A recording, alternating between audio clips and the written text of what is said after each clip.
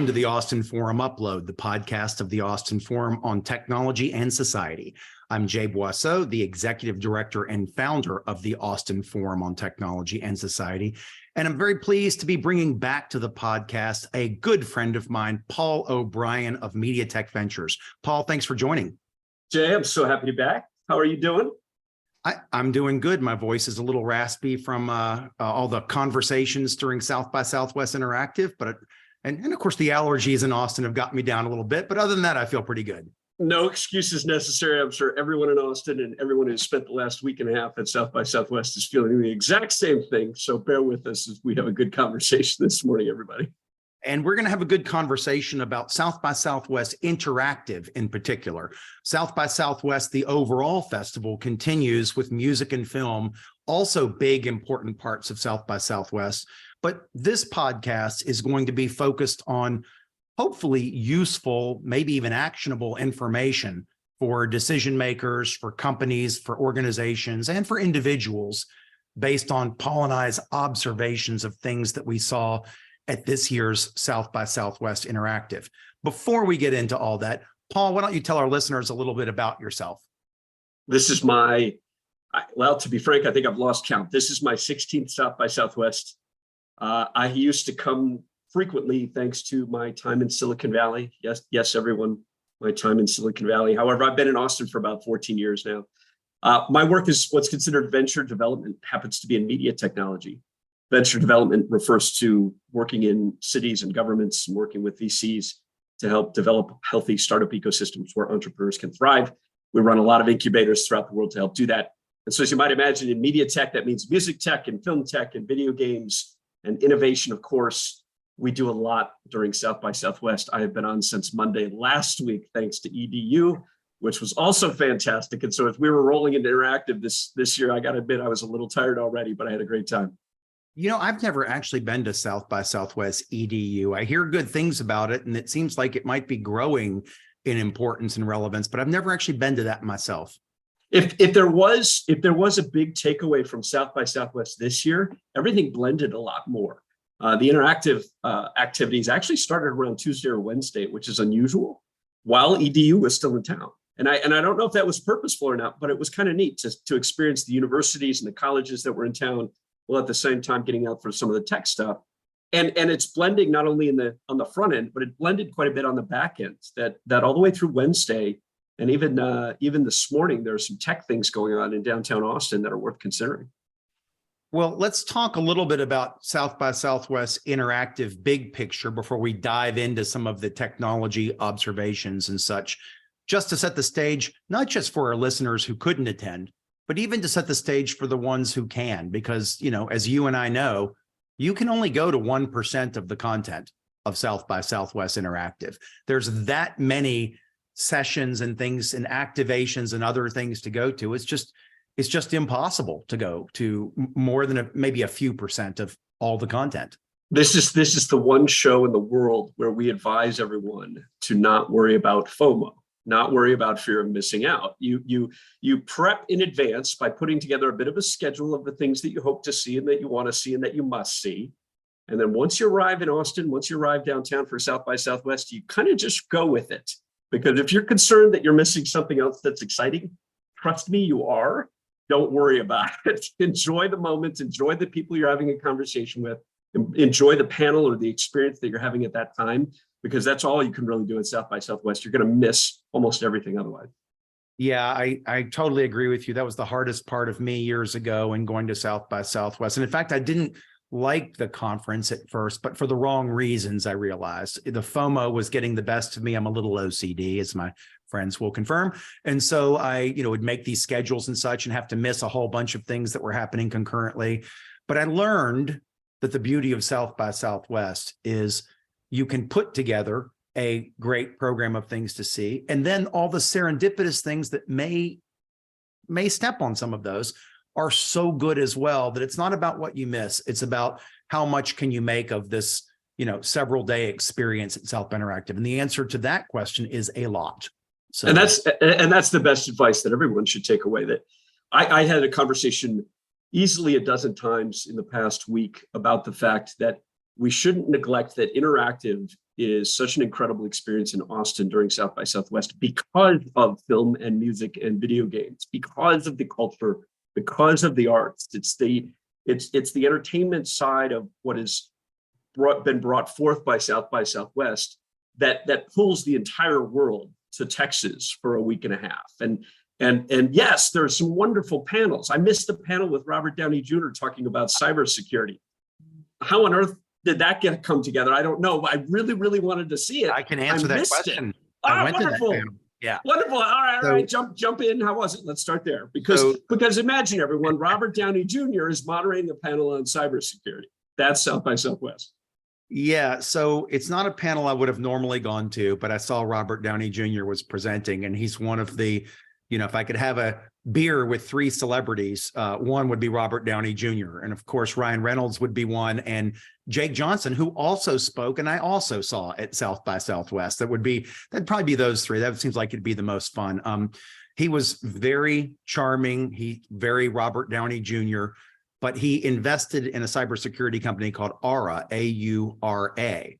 And Aura is putting together has put together a suite of cybersecurity services to protect you against cyber theft. And they shared that personal cyber theft was twice as big an economic hit as physical burglary to individuals last year. So cyber theft is way on the rise. And so they're trying to make it simpler to put together everything from VPNs to password lockers to anti-phishing tools to antivirus tools to all of the tools that you might need to keep your online experience safe. So it was funny. He talked, mostly he asked questions, but he's an investor in that company. So it's a company he believes in. And that's why he was the moderator. And of course, he's a face of it too. He's the face of it, which of course, if you notice this week, Ryan Reynolds got a tremendous offer to buy out of Mint Mobile. So we're certainly entering an era of celebrities in tech to a much greater extent than used to be the case. Of course, folks like Ashton Kutcher and so forth were involved in the internet in some of the early days, and that's always kind of fun to see. But I think we're discovering that a lot more of these faces want to be involved in innovation and entrepreneurship. I'm incredibly excited about it. That's why I'm a little disappointed I missed that talk in particular, but otherwise, as we're saying, it's the reason I missed it is there was so much more going on. You just got to kind of roll with the flow, enjoy the moment that you're in, and have a good time. Yeah, you totally took me out of the flow of this podcast by bringing up Robert Downey Jr. because there was no way I was not going to see Iron Man / Tony Stark / Robert Downey Jr. Presented this. But let's get back to the big picture. South by Southwest, of course, the last huge one was in 2019. And then in 2020, it was canceled roughly a week before it was scheduled to start due to the COVID pandemic. Last year was kind of a small South by Interactive by South by standards. This year, my understanding is it was about 3/4 the size, which means huge. It just doesn't mean mega huge like it was in 2019. How did it feel to you? How did the size and scale feel, and how did the vibe feel to you in this, I would argue, first big one coming back, even if not 2019 levels? I might characterize it differently, given that you've given us a little bit of history, which I think is accurate. That for everyone who hasn't been, I'd characterize 2019 as big brands. There were massive activations throughout all of Austin. To a great extent, you had to get on a bus to get to some of the things that were going on, thanks to a lot of the entertainment brands, a lot of the automotive brands that were here in 2019. It was that big. And that gave us, that's what leads us to some estimations that there are 200,000 people coming to Austin for South by Southwest. Back in 2018, 2019, that was conceivably reasonably accurate. 2022, last year, felt intimate, would be the word that I would use. It almost felt like it was back to a lot of the grassroots in Austin, because Rainy and the houses were full of great experiences and great events. Of course, there was a lot of live music on 6th Street. And Interactive was a small series of talks, much more attended by US attendees than international folks because of that, that coming out of the quarantine, and I think folks' hesitation to participate. This year was absolutely, I could agree with you, it was absolutely around 75% of what it used to be. But I would refer to it as on one hand, compact.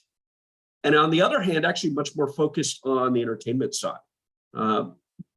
Many folks aren't familiar with the fact that Penske Media Group, which owns Hollywood Reporter and Billboard Magazine, they acquired a big stake of South by Southwest about a year and a half ago. And so I think we're starting to see some of the outcomes of that acquisition or their involvement in South by, that we're going to get a much heavier, much bigger presence from the film and the music and even the video game community going forward. And we're going to continue to see interactive focus more on the talks and the panels. And by compact, what I mean is that what it felt like when we were out in the city of Austin this year, there wasn't as much going on. There weren't as many activations, assuredly. And I think that drew a lot more people into the convention center and the Hilton Hotel and those kind of venues for some big discussions that were going on. Just to be clear, there wasn't as much going on as in 2019. There were still a lot of places like the Slack activation, the Dell experience venue and things like that. But I agree, it used to be a crazy number, and this year it was a very manageable number of activations. Yeah, that's right. It used to be that you couldn't go a half a block without running into something else substantial. That's right. But you're right. There was I saw a very intimate talk this year, and I was on a panel this year with Fortress in the cybersecurity and metaverse space, and it was on Congress, and unless you knew it was there, you wouldn't know it was taking place. And so you're right. There were a lot of activations throughout the city.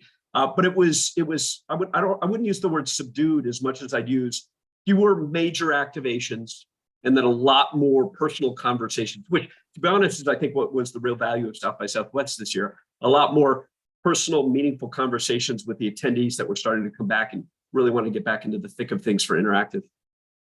Yeah. So let's talk a little bit about some of the technologies. And it's interesting that when people ask me what my favorite talk was, it wasn't a technology talk. It was the opening talk with Simranjeet Singh, who I'd never heard of, sharing Sikh philosophy about radical connectedness and developing empathy, even for your foes or enemies or people on the other side of an issue, as you through this kind philosophy of radical connectedness. And it was just, I thought, wow, what a great way to kick off South by Southwest, bringing, tens of thousands of people from around the world. By the way, half of Brazil was there, and they cheered every time that was mentioned by a speaker. It was an incredible global community, and I thought, wow, what a great kickoff. In fact, I ordered his book during his keynote. I was so impressed. But then I went to primarily tech talks, and I want to get your take on what technologies you think were covered well and comprehensively this year, and how that is a perhaps forecaster for what our listeners should learn, adopt, integrate into their companies, make sure they're evaluating at the very least at the cutting edge of which technology coverage topics were you really most impressed by? Believe it or not, I would encourage your listeners to take a look at the articles that are going to come out in the next few weeks about South by Southwest. Take a look at the articles that are focused around what I'd consider more accessible tech. That the more interesting conversations that I was a part of had to do with music technology, had to do with ad tech and marketing technology. That I feel like we're in an era of innovation in which roughly 10%, 5% of the world is pulling us into AI, pulling us into blockchain, pulling us into NFTs, pulling us into cryptocurrency. And there were a lot of those talked, but they're pulling us there in the sense that it's just forward enough that we're not really ready to have those conversations. We don't really want to have those conversations yet. It's just intriguing and it's interesting. And the reason I say we don't really want to have those conversations yet is that what I found this year is most people really just wanted to figure out how to make the music industry work. Most people I found really just wanted to figure out what to do with the film industry and the fact that independent film and cities throughout the world are becoming much more vibrant as creator communities. What do we do about that with technology, and how do we monetize that? Technologies as simple as HubSpot had some neat talks, about the forward-looking direction that HubSpot is going with AI, granted, but in a very pragmatic sense. How do we use a CRM as a business person? How do we use a CRM much, much more effectively in a social media-driven era? We do that with AI, which is not an AI thing. It's realizing how we take what we have today and make it much more meaningful. Those were the talks I enjoyed the most in technology. But I'd even add, to be honest, what was more exciting for me personally this year, and what I prefer to stress for everybody is that the international interest in South by Southwest this year was just astounding, both in terms of people wanting to be a part of Austin and other countries and other places wanting to learn from Austin, learn from innovation at South by Southwest, and bring that back to the rest of the world. I haven't experienced that to such an extent in a great many years with South by Southwest. That's what really has me excited about the fact that we're coming into a new era as a global economy. And that's what I would encourage people to pay attention to. Yeah, it was certainly the case that the international attendance was high. In fact, Q announced it as being the highest percentage it's ever been for South by Southwest. So I appreciated that. It sounds like you and I went to completely different talk tracks, which is not surprising since there are thousands of talks during South by Interactive. But I went to talks on AI, on cybersecurity and digital identity and trust, on metaverse, on gaming. I went to a large number of talks on quantum computing, which is an area that I'm deeply interested in. And Capital Factory in Austin always hosts a South by Southwest house there with their own set of talks. And they had a quantum day. And I thought that was fascinating. Everybody was very pragmatic. They're optimistic about the future, but pragmatic about the timescales for getting there. So I was very impressed with the quantum computing talks. The AI talks, I'd hoped to find more that I really liked, but as you can guess, was dominated by generative AI talks and chat GPT related talks. And I did feel like some of the talks were a little bit full of hype about how good and useful chat GPT is. Meanwhile, I use it regularly, mostly to evaluate it and constantly experience errors in what I ask it to generate. And I did hear one great talk, though, that talked about, remember that these things are basically good at mimicry. They're not sentient. They don't have consciousness. They do have some intelligence, but it's a trained intelligence on a corpus of data. And so what they really are is good mimics. And that means that the role of the artist and the human is safe for quite a while longer. It doesn't mean they can't be good productivity tools. They can for certain things, but not for everything. And I saw a number of talks about generative AI and the pros and cons and limitations and future and whatnot. And by the way, I'm a big fan of generative AI. I'm just not a big fan that it's good for everything, and especially telling the truth. I tend to find most people are on the same page in that regard. That it's not a good thing for everything. The more interesting talk that I had in that regard actually wove in the metaverse ecosystem a little bit, and it was this interesting conversation that wove together the implication of the blockchain and the NFTs, which was really kind of last year's conversation. Everyone wove that together with museums and how to bring physical museums that most people can only attend out into the digital world. And so, as you can imagine, that meant they then also brought it into the metaverse. And it was the most interesting talk, because here we are having a conversation about some things that we already know haven't been fully fleshed out yet. Cryptocurrency and NFTs and the blockchain. We know it will be eventually, but it's not there yet. With a very practical, pragmatic need in society for some solutions. How do we monetize museums? How do we bring education to the masses? Into then the metaverse, which most people still don't necessarily understand exactly what that entails, right? Is it VR with headsets? Is it Fortnite? Is it some sort of video game experience? Is it an immersive experience? And what made the conversation neat was it was one of the few circumstances where the first time I've heard that the disruption of a sector of our economy, thanks to technology, the disruption of it, will in fact create new jobs, as opposed to destroying a lot of jobs. Because a lot of what we're seeing with AI, a lot of what we're seeing with this generative technology is that there's this concern of it eliminating jobs. But when you appreciate how existing technologies work together with existing economies, you can start to piece together how that will enable other artists, other creators, other educators, in this case in the museum industry, to find new ways to work, to find new ways to monetize, and to find new ways for the economy to thrive. that was probably the most exciting conversation I've had. And that was either the most exciting conversation I was a part of, or it was exciting because just before that was a panel on sex in space, which of course I tweeted out, and that had everybody laughing a little bit and joking about whether or not that was SpaceX and whether or not Elon Musk was there for SpaceX.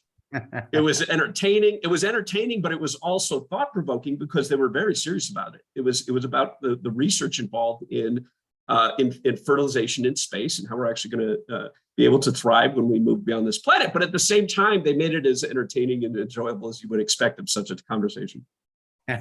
Well, I'm going to double down on you on metaverse there. And, I've been one of these people for the last few years, not the last year, but for the few years before that, who was not a big proponent of metaverse technologies. And I confess I'd not read Neil's, why am I forgetting Neil's last name?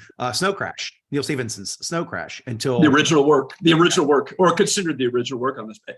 That's right, until about a year ago, actually for an Austin Forum online discussion of that book. And somehow it all clicked in there for me. And I was reminded that, metaverse and cyberspace are not the same thing. Sometimes people equate those. Oh, we've always had a metaverse. I've always had an identity and bulletin board X or community Y. That's not metaverse. Metaverse has a spatial component. It doesn't have to be a realistic spatial component, but it has a spatial component that leverages the brain's visual processing capability. And so much of our brain power is built around visual processing. Sight is our strongest sense. If you're not visually impaired, that's our strongest sense. Even if you have spatial reasoning capability. And by leveraging what the brain is and has and does, you can present information in a way that is more consumable, more organizable and whatnot. And so while I totally get it for gaming, and there's great examples of metaverse type games right now, the best technical talk I saw was by Sam Glassenberg of Level X.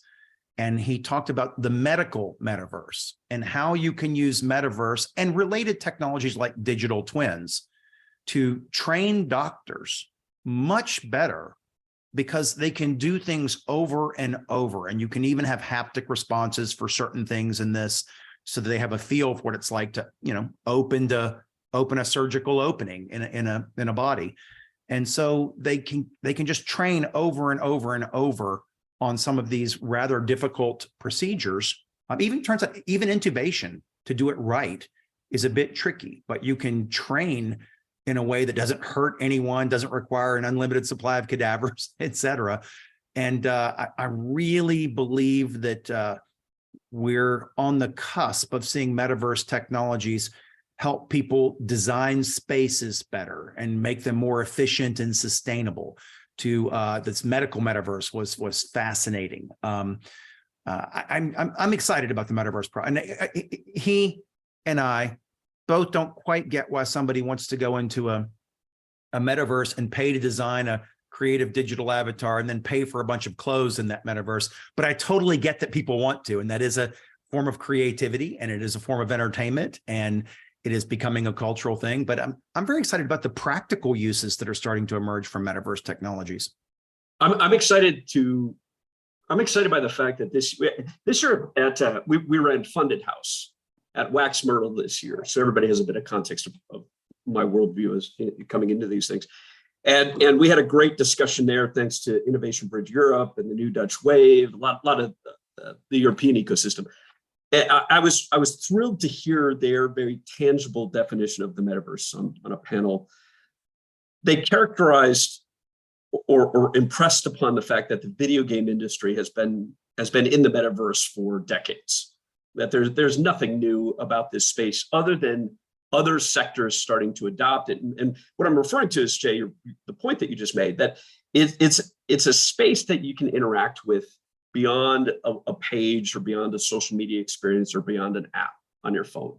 It's an environment that you can interact with. Well, that's been around since World of Warcraft. That's been around since Second Life. That's been around for 15 years and more.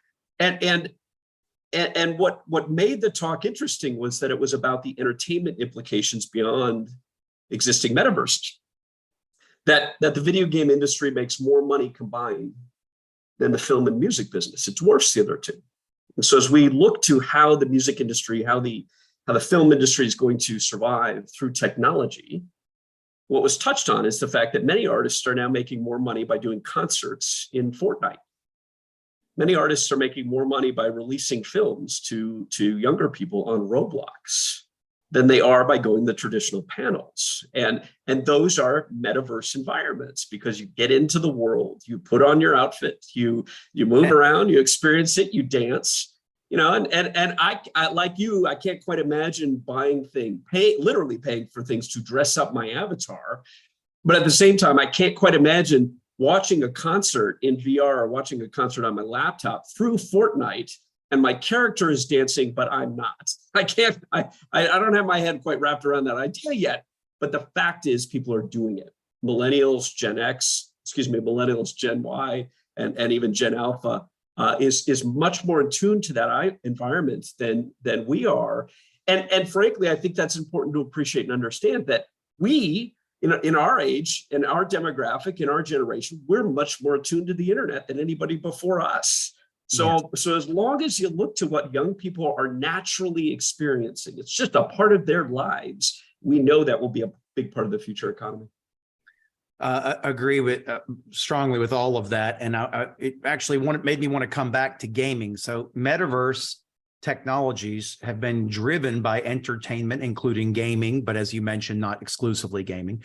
Gaming, which not everybody realizes, is a bigger business than Hollywood box office and recorded music. And it's interesting because we all go to movies, we all listen to music, but gaming is a bigger business than both of those.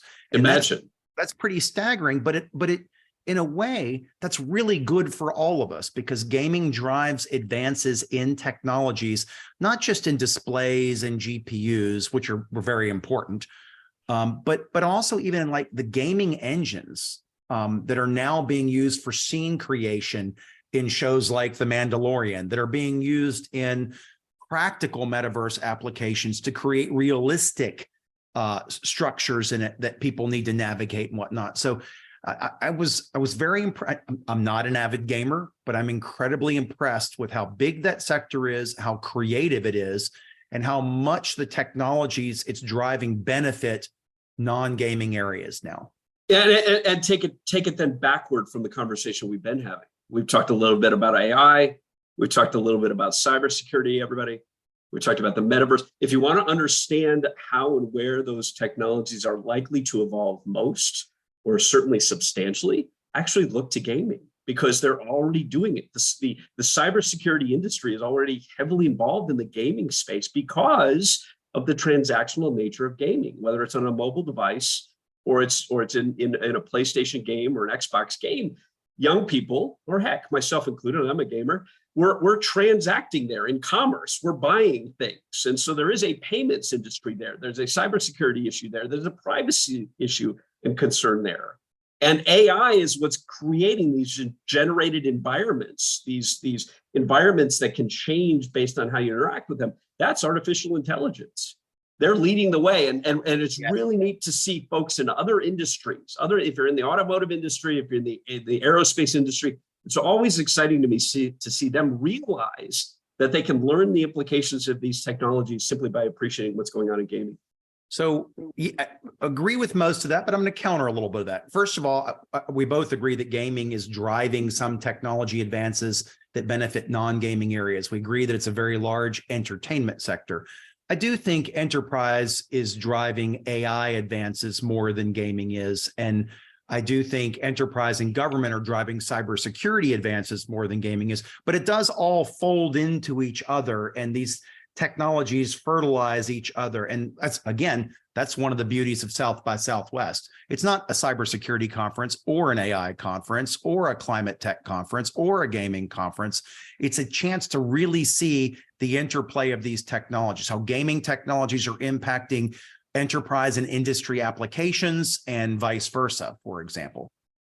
And I'm seeing that. I saw that this year in my experience with EDU. As EDU, if you haven't been before, I would encourage at least looking at the schedule next year and considering some things, everyone, that it's a much more subdued conference or part of the experiences you can imagine, but it overlapped with interactive. And most of the conversation at EDU was about streaming media. It was about the metaverse. It was about gaming. It was about AI. It was about cybersecurity. We were having the exact same conversations with the university system, with the college system, because we have a generation of young people coming up who need to learn about these things. We have a decade or so of educators in those systems who are desperately trying to keep up with these things and understand how to pass that knowledge on. And it makes Jay's point more crystal in my mind that this is all interactive. It is all one experience in which one sector actually feeds on the other. I agree with you, Jay. There actually is more, thanks to Microsoft, thanks to the government in cybersecurity and AI. There's more that's being developed there. But it's often the entertainment side that drives the awareness and the adoption and the business models and the money for the consumer elements that are important to whatever is going on in the enterprise innovation and R&D of a sector. Seeing that all happen together is, I think, what enables the entrepreneurs and the innovators and the people who inspire the future. That's what enables them to figure out what's next. Agreed. Let's wrap up with our final technology observations before we get into our recommendations for our listeners. I'll say for my final technology observations, I was surprised at the lack of direct content about social media. And I'll get to why I say direct. A lot of indirect talk about it in terms of monetization of data and things like that, that people collect through those tools. But I expected to see more about the problems of social media and whatnot. And I'm not an anti-social media. I'm a pro-social media person, pro-responsible usage of social media and protection of privacy and so on. Didn't see as much of it, but I was very pleased to see a lot of climate tech talks. So I opened this session by talking about quantum computing, a future technology that I believe is inevitable, if not tomorrow. Climate is one of those things that the climate change effects are being noticed each year. The disaster scenario is still a number of years out, but the need to take action is now. So I was pleased to see lots of content related to that. But the technology trend there, I said I'd get back to social media, that I was very happy to see was there was a lot of talk about digital identity and trust and privacy and owning your own data. And this all, of course, relates indirectly to social media because that's one of the ways your data is harvested, not the only way, but that your data is collected and monetized and used in various ways and for, various degrees of good versus bad. I was very pleased to see that digital identity, privacy, and trust was a theme in many talks at South by Interactive this year. And I hope that this bodes well for people being more aware of how their data is being used and wanting to take some ownership and have some degree of control over that. You touch on why I can only continue to stress that everyone needs to be at South by Southwest. And that's that in every experience that I've had there, you find the very forward-looking, very, very futuristic kind of, this probably isn't going to work, but we're going to have to talk about it. And then you find the more pragmatic and practical, now what do we do about it? And then you also find the founders and the entrepreneurs looking at what's been disrupted, what people are trying to understand. You also find the entrepreneurs and the founders and the startups trying to think about how to change things for the better. And my point is, you're right. There was an exceptional number of conversations about privacy and security, about digital identity, and about trust. And my point is, I think that's because last year, and really even before last year, although we were under quarantine, the hot topic was blockchain and NFTs and cryptocurrency. And that was the forward talk at that point. Well, now it's the real talk. And we've learned to stop saying cryptocurrency. We've learned to stop saying blockchain. We've learned instead to look at those technologies and try to figure out how to make them pragmatic and real, because they are a part of the economy. They are a part of our world now. Let's have a normal, pragmatic conversation about them to figure out how to implement them into our worlds and what we're doing. Yeah. But the conversation to answer your question, the conversation that actually did surprise me the most in technology, did surprise me, I'm pleased to see it, was in logistics. I saw at least 6 different talks about shipping, logistics, last mile delivery, drone delivery, even what's called micro warehousing.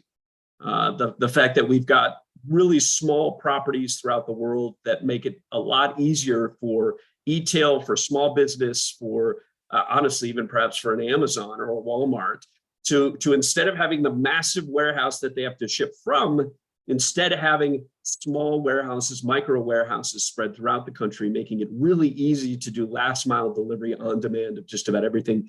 That was a surprising set of conversations in tech.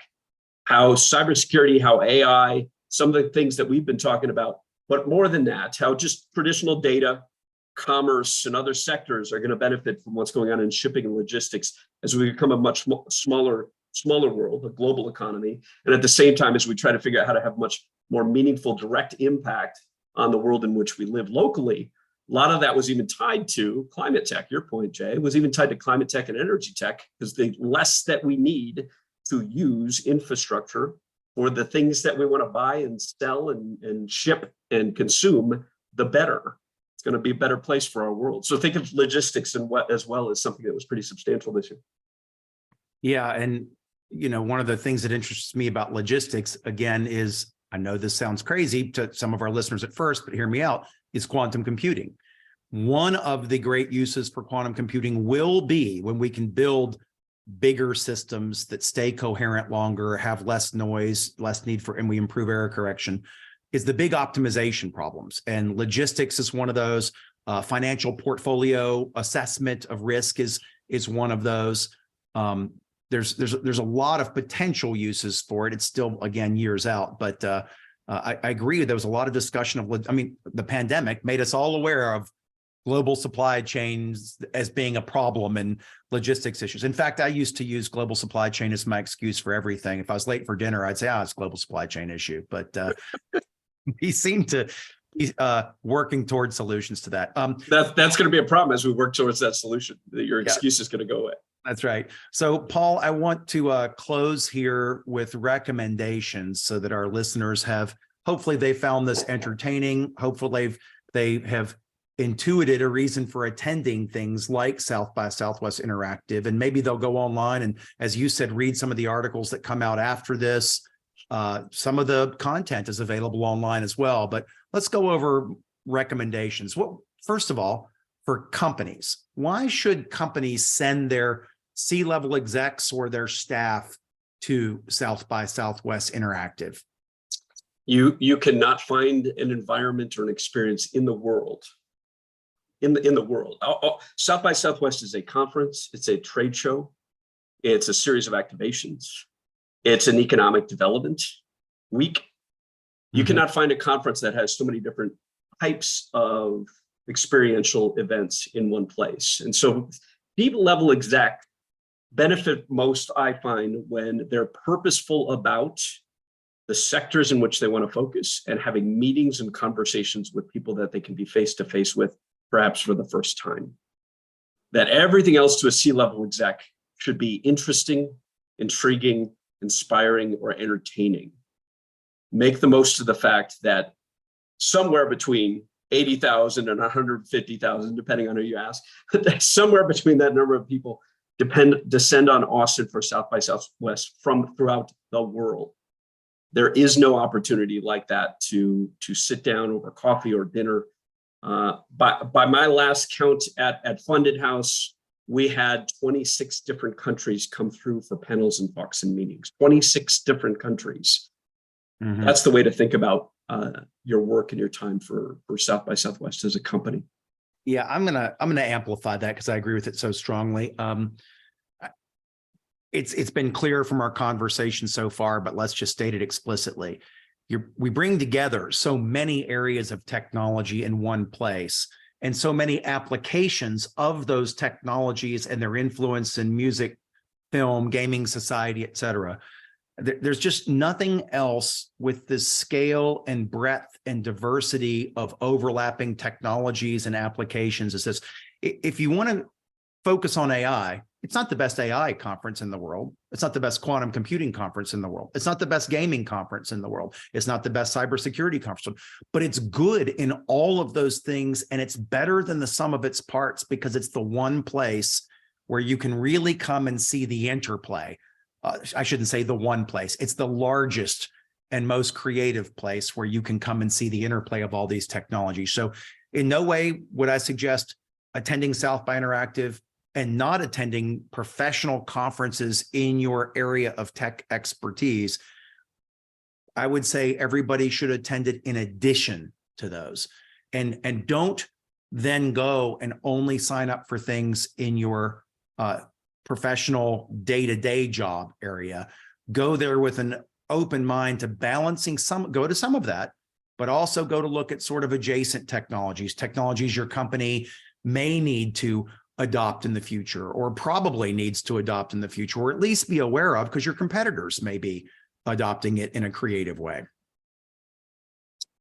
One of the more difficult bits of advice, not difficult, but challenging bits of advice that I'd offer everyone is to really appreciate your personality. And here's why. Whether you're a C-level or you're an engineer or you're a startup founder, this is a conference that is what you make of it. And if you arrive thinking that everything's going to gravitate around you and it's going to be there for you, you're going to be disappointed. Yeah. Now that doesn't mean you have to hustle and shake hands. I'm a very type A. I was at 6 super connector events this past week. I am a super connector. I love meeting people fast. I like having a 5-minute conversation. I got 2,000 business cards, and I'm pretty sure I got through 1,200. Imagine getting through 1,200 business cards. That's my personality, right? If that's not your personality, don't go trying to be that or do that. But instead, go and be what you are best. If you are the type of person who prefers intimate meetings, book intimate meetings. If you are the type of person who just wants to sit in some sessions and learn some things, you have that opportunity, unlike anywhere else in the world. So as a C-level exec, for example, as we wrap up that point, as a C-level exec, if you are the type of person who can speak and likes to speak and is capable of being in front of an audience, organize your company and organize your team to design those panels and those opportunities. If you're not that kind of person, don't bother, because there's more than enough opportunity to either learn or to connect with other people, or to bring 2,000 business cards and go meet absolutely everybody you possibly can. That's what's neat about South by Southwest. Figure out what's best for you and lean in on that, because it's not a conference designed for anyone in particular. It's more so a conference and an experience designed for absolutely everyone, from the education to the entertainment business, as we've been talking with Interactive in the middle of that.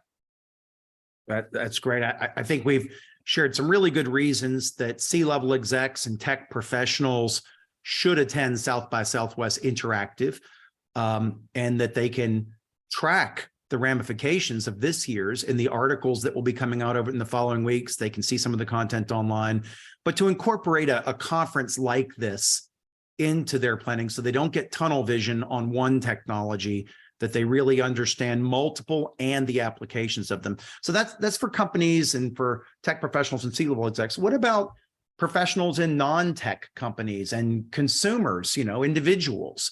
What is your recommendations for them about South by Southwest Interactive? Go to learn. I don't even have a substantial recommendation, although as you can tell, I'm prone to talk and elaborate. but frankly, the advice is go to learn. Now, I won't say it's one of the only, because there are many places to go to learn, but South by Southwest is one of the great conferences where you are going to find the innovators, the people that are doing the research, the people that are in R&D. You're going to find those individuals along with the companies that are trying to figure out what to do with it, along with founders and the entrepreneurs that are trying to figure out how to disrupt it or make it better. That combination of people in the same place means that for you as a consumer, or you as a professional working in some of these industries, there is no other opportunity so great as to sit down with them and just listen, to learn how things actually work, to learn how things actually are with cybersecurity and AI. If you're reading the headlines on Twitter or you're reading the articles in the news, keep in mind that pragmatic reality that you've got to trust but verify. You've got to double check everything you hear when it comes to social media. Well, the best place to do that is to sit down with everyone who's actually working in it, who's actually doing it, and come learn from them, come have a conversation with them, so that you can go back to the office or you can go back home and you can participate in technology that's changing the world in a much safer, much more experienced, and much more realistic way than the sensationalizations that you see in the headlines. 100% agree, Paul. I recommend individuals and workers in non-tech companies go, as you said, learn is the most important thing. But it's learning in an environment where you can learn from a expert speaker on a stage. You can learn from one-on-one conversations with people you meet. You can learn in an activation where a company is sharing its thought leadership about certain technologies. It's a great way to learn. And we should all be trying to learn more in the technology era, because we're in an era now where we have seen the birth and death of various technologies within our lifetime. It's not like agrarian times where knowledge was good for centuries, or industrial era where it was good for decades. In the technology era, things change rapidly, and there's more to know, and it changes faster. And I think opportunities, even if you have to take vacation to do it, I would recommend people go to South by Interactive so that they have a better big picture view of technology and society, which is frankly why we're so pleased they're one of the sponsors of the Austin Forum on Technology and Society. And we're such advocates of the programming they do, which was an inspiration for the programming that we do. So we encourage everybody to come to the Austin Forum events, or watch them online if you're somewhere else in the world. And we encourage people to attend conferences like South by Southwest Interactive. I don't have anything to add to that. That's exactly how you should wrap the show, everyone. That's exactly the reminder to come to South by Southwest next year, with the fact that technology is going to change so much in the next 12 months. It's not even going to be easy for us to predict what the conversation will be next year. And so you stick around with the Austin Forum between now and then to keep tabs on things in this city. Thanks, All right. Jay. Paul, thanks for joining today. Look forward to seeing you again in person real soon. And thanks for doing this podcast for the Austin Forum Upload. My pleasure. Always great to be here. Thanks, everybody. Thanks for listening to the Austin Forum Upload. You can listen to additional episodes and check out a schedule of our monthly in-person events at austinforum.org. The Upload is a production of the Austin Forum on Technology and Society, a nonprofit organization here in Austin, Texas.